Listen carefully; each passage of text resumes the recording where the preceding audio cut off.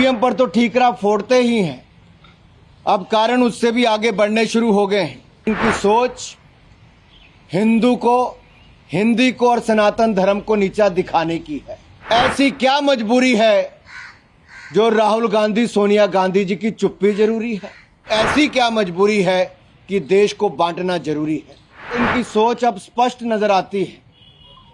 EVM पर तो ठीकरा फोड़ते ही हैं, अब कारण उससे भी आगे बढ़ने शुरू हो गए हैं। भारत की संस्कृति, भारत की अस्मिता, भारत की पहचान को मिटाने का एक सुनियोजित षड्यंत्र रचा जा रहा है और ये सुनियोजित, सुविचारित योजना का एक हिस्सा है। अगर आप देखेंगे, इसकी शुरुआत अमेठी की हार से ही हो गई थी और श्रीमान राहुल गांधी जी की अमेठी की हार के बाद उनका वो बयान जब दक्षिण भारत में जाकर वायनाड से उन्होंने दिया और नीचा दिखाने का काम उत्तर भारतीयों को करने का, उनके शब्द वो याद करवाते हैं कि कितनी घृणा भरी होगी। टुकड़े टुकड़े गैंग के साथ मध्य रात्रि में भी जाकर खड़े हो गए थे। हमने तब भी कहा था कि कुछ लोग टुकड़े टुकड़े गैंग के साथ खड़े हैं, वो भारत के किस टुकड़े पर राज करना चाहते हैं, लेकिन हम वो हैं जो भारत के टुकड़े नहीं होने देंगे, भारत को एकजुट रखेंगे। आप उस बयान के बाद आज को भी देख लीजिए, ये स्पष्ट तौर पर नजर आता है कि इनकी सोच हिंदी को और सनातन धर्म को नीचा दिखाने की है। कांग्रेस के नेतृत्व वाला घमंडिया गठबंधन, इसका घमंड और अहंकार पराजय के बाद भी चूर चूर नहीं हुआ, बल्कि ये उत्तर भारत को, भारतीयों को और यहां तक कि सनातन धर्म को नीचा दिखाने में कोई कसर नहीं छोड़ रहे। मेरा सवाल तो ये भी है कि आखिरकार आपकी भारत जोड़ो यात्रा में जोड़ने का काम किया गया कि इसको टुकड़ों में बांटने की सोच आपने आगे बढ़ाई है?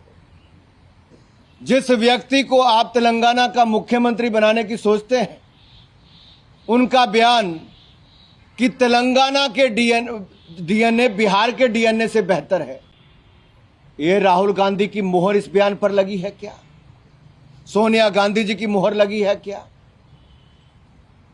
दूसरा, तमिलनाडु के मुख्यमंत्री का एक बार नहीं बार बार बयान आना, डीएमके के नेताओं के सनातन धर्म, हिंदुओं और हिंदी और उत्तर भारत के खिलाफ बयान आना, ये एक सोची समझी साजिश है, सुनियोजित रणनीति का हिस्सा है, जहां भारत और भारतीयों को नीचा दिखाने का कोई कसर कांग्रेस नहीं छोड़ रही। कभी ईवीएम को गाली दो, कभी इलेक्शन कमीशन को गाली दो, कभी हिंदी बोलने वालों को गाली दो।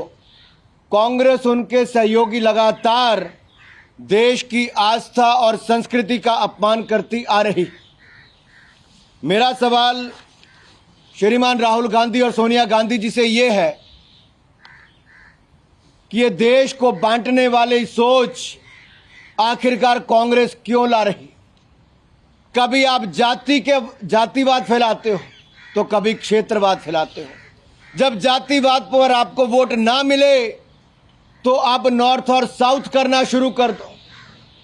आपके सांसद ट्वीट करें द साउथ, आपके होने वाले मुख्यमंत्री कहें कि तेलंगाना का डीएनए बिहार के डीएनए से अच्छा है। आप उत्तर प्रदेश के लोगों पर बार बार प्रहार करें, आपके सहयोगी दल उत्तर भारतीयों पर टिप्पणी करें और आपके होंठ सिले रहें। ऐसी क्या मजबूरी है जो राहुल गांधी सोनिया गांधी जी की चुप्पी जरूरी है? क्यों नहीं बोल रहे? क्या सूंघ गया है? क्यों होंठ सिल गए हैं? क्या ये षड्यंत्र कांग्रेस के मुख्यालय पर लड़ा गया, या इनकी जो गठबंधन की बैठक होनी थी इंडी अलायंस की, जो गठबंधन गठबंधन है, मैं उनसे पूछना चाहता हूं, ये अशोभनीय अपमानजनक टिप्पणियां जो कांग्रेस के सहयोगी दल कर रहे हैं, उस पर पूरी कांग्रेस पार्टी चुप क्यों है? मेरा सवाल बहुत गंभीर भी है और मैं चाहता हूं राहुल जी और सोनिया जी इस पर अपना जवाब दें और देश को बताएं कि ऐसी क्या मजबूरी है कि देश को बांटना जरूरी है, ऐसी क्या मजबूरी है कि सनातन धर्म का अपमान करना जरूरी है, ऐसी क्या मजबूरी है कि संविधान की धज्जियां उड़ानी जरूरी है, ऐसी क्या मजबूरी है कि ईवीएम पर ठीकरा फोड़ना जरूरी है, ऐसी क्या मजबूरी है राहुल गांधी जी कि दक्षिण में अगर कहीं पर मान लीजिए केरल को जीते हो तो क्या कहते वहां पर, क्या शरिया कानून लागू है? अगर ऐसा कोई कहता तो उनका क्या बयान होता? ये सवाल बार बार सामने आते हैं और मैं यही कहूंगा, हम तो सबका साथ सबका विकास लेकर चले और सबको साथ लेकर चले। दूसरी ओर कांग्रेस जातिवाद और क्षेत्रवाद इसी मुद्दे को लेकर चली है और इस पर उनको जवाब देना ही होगा। ये भारत की संस्कृति और भारत के सनातन धर्म और हिंदुओं के प्रति घृणा कांग्रेस की स्पष्ट होती दिख रही है।